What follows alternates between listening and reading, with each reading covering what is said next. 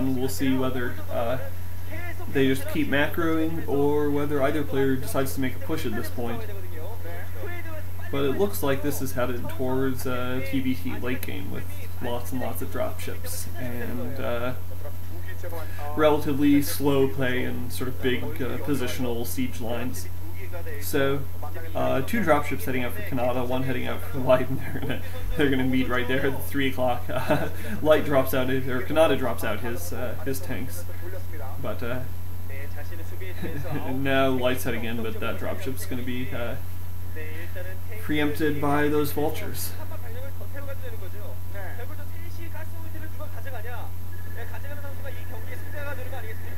Oh, sloppy there, losing a Wraith and losing 2 Wraiths, just flying right over those turrets and Goliaths.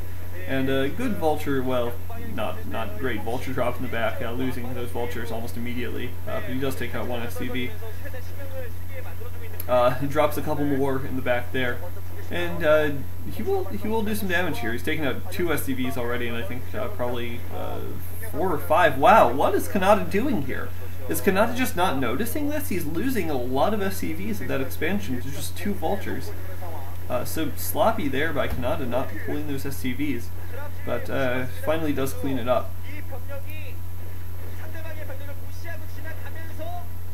You can see now the lines being established, and if you look at where the orange and the white are on the minimap, you can see that Light really has control of the majority of the map. He controls about 2/3, probably 60 or 70% to 30 or 40% of the map for Canata. So Canata has to do something, and he is. He's pushing up with this big force, and he's going to try to break Light on the right side of the map.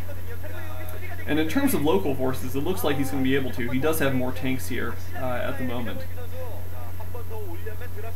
But pushing into those established tank lines is costly. Only 2 tanks there, so he should be able to push through if he tries.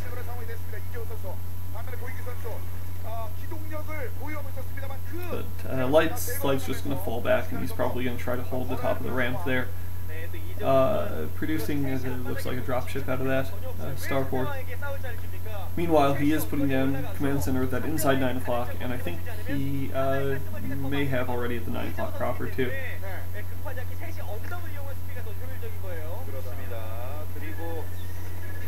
Drop coming in here, we'll see how effective it is. Probably a tank somewhere in there. Yeah, a tank and a bunch of Goliaths and vultures. But it's going to be cleaned up relatively quickly by this force here. SCV is being pulled to take out tank and Goliaths, and some damage done there by Light, but I'm not sure if it's enough to make up for the expenditure of all those forces.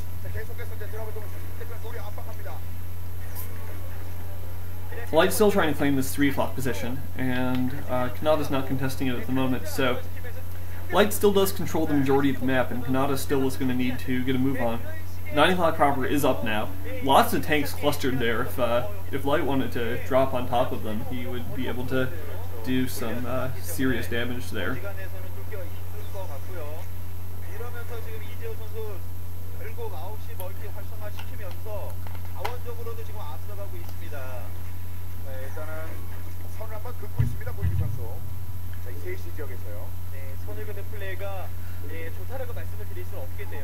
And not much to report on at the moment, still just holding those siege lines, but Canata has to know that he's behind positionally and that he has to push out and do something. We can see another force gathering here by his natural, so they may try to push up the left side now. And it looks like Light is a little bit weak on the left side. He has a lot of turrets, but only a few tanks and not a lot of Goliaths or vultures. He will spot that vulture force, and you can see, yeah, he's moving his dropships back now. This is the thing when Terran, when TBT gets to this stage. It's less about where you position your forces, because you can have these big reactive forces all in your dropships, and just sort of keep sort of small local defense forces to hold down the fort against harassment at a given location. And then, if that position comes under attack, you bring out 6 or 8 dropships and just drop all over it to reclaim it. So, It's going to be largely about dropship count at this stage of the game. Whoever has more dropships will be able to bring more forces into a given theater of combat faster, and will probably win these engagements. But Light's put up a command center at the 3, so he's really trying to claim this economic advantage for good. And floating out a science facility and meanwhile building another one in the background, just on the assumption that that first one's going to go down. It's an odd decision. Seems like it would make more sense to just build an engineering bay or something like that and float it out rather than floating at that expensive science facility. But on the other hand, it could be that he's building that second science facility for a physics lab. You could be thinking about battle cruisers at this point, given the economic advantage he has. Drop there, failing.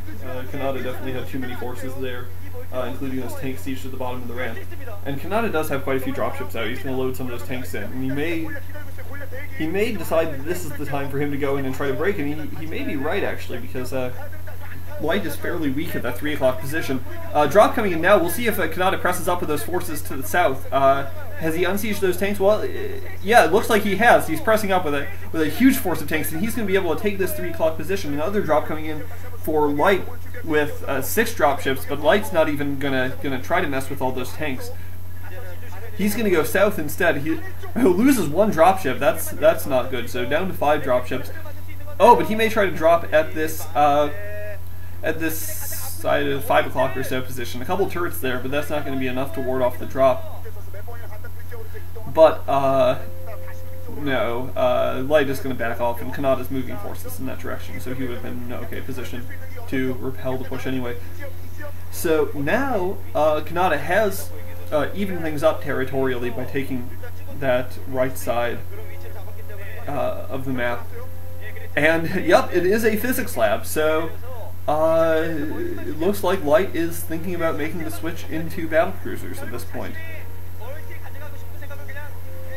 Whole bunch of tanks sieging up there. Light is going to try to reclaim this 3 o'clock position, and at this stage, you really do want either very firm control of half the map, or ideally control of more than half the map in order to make the switch into battlecruisers, because battlecruisers do take a lot of economy, and there is a big window of vulnerability before you get the battlecruisers up. Light hasn't started putting down mass stargates yet, or not stargates, starports. So it looks like he's not quite ready to make the switch, but he is laying the groundwork for it anyway. And as they're showing, no physics lab down for Canata yet, so Canata is not thinking yet about making that switch, or at least isn't acting on it if he is.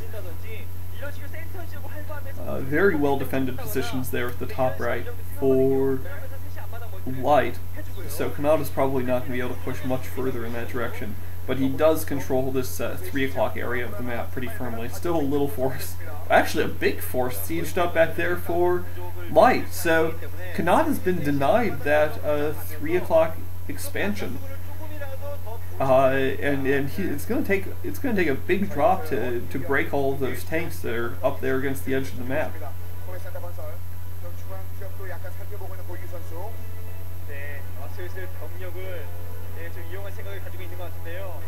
Not sure where all of Kanata's dropships are. There are only 5 of them out there. Hopefully there's more than that. And more forces are being ferried in there to help shore up this force at the 3 o'clock. So Light is still in the lead economically and territorially. I think he's claimed every base on his half of the map, and he's still successfully denying Canata one of what ought to be Kanata's bases, and Canata hasn't gotten up the other, that inside 3. He is getting it up right now, so Canata just 1 base behind, and it probably doesn't matter that much with